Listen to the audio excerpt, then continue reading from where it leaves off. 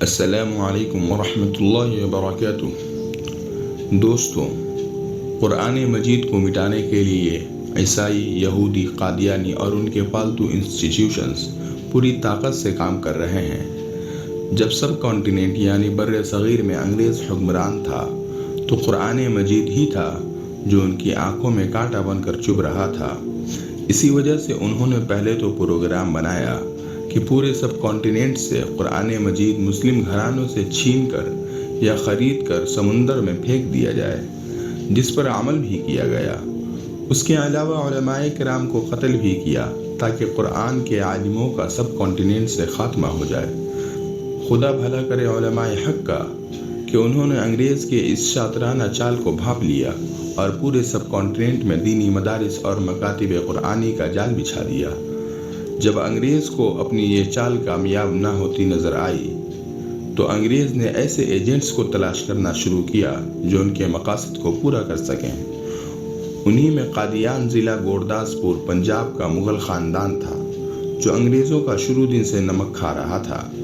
خاندان میں انگریز کی نظر مرزا غلام مرتضیٰ کے بیٹے مرزا غلام احمد قادیانی پر پڑی، جس ٹیلنٹ کی تلاش میں وہ تھا مرزا قادیانی میں چھپا ہوا نظر آیا۔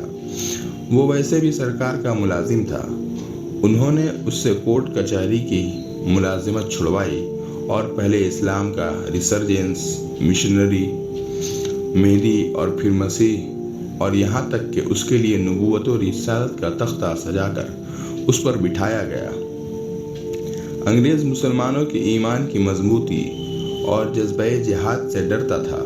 ان کا مقصد تھا کہ مسلمانوں کو ایمان سے محروم کر دیا جائے اور ان کے دلوں سے جذبہ جہاد کو کھروچ دیا جائے۔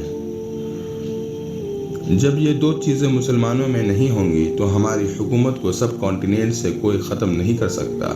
چنانچہ مرزا نے دھوکہ اور فریب دینا شروع کر دیا اور بلیور آف اسلام اور اسکالر آف اسلام کا روپ دھارن کر کے اس نے کچھ بیوقوف لوگوں کو اپنا دیوانہ بنا کر ایک نئے مذہب کی بنیاد ڈال دی۔ اس نے قرآن پاک میں لفظی اور لغوی تحریف کی، انگریز کے خلاف جہاد کو حرام قرار دیا، اور یوں جو لوگ اس کے ساتھ جڑے وہ بھی ایمان جیسی عظیم دولت سے محروم ہو گئے اور ان کے دلوں سے جذبہ جہاد بھی ختم ہو گیا۔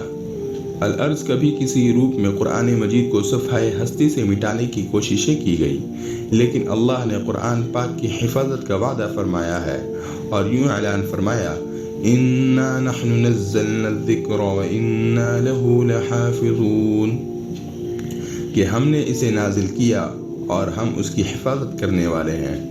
انگریز اسے نہ مٹا سکے، یہودی اس کو ختم نہ کر سکے، مرزا قادیانی اپنے تمام تر وسائل اور کوششوں کے بعد اس کا کچھ نہ بگاڑ سکا، تو آج بھی اس کا کوئی کچھ نہیں بگاڑ سکتا اور نہ قیامت تک کوئی کچھ بگاڑ سکتا ہے۔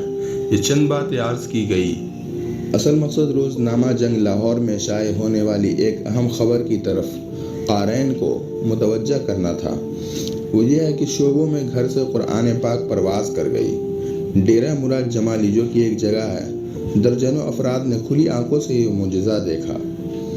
ڈیرہ مراد جمالی کے محلے کے جھوپڑی نما گھر میں ایک عورت کھانا پکا رہی تھی کہ تیز آندھی سے چنگاریاں اٹھی جن سے گھر میں آگ لگ گئی، جو اچانک 3 ملی ہوئی گھروں میں پھیل گئی اور شعلے بلند ہونے لگے۔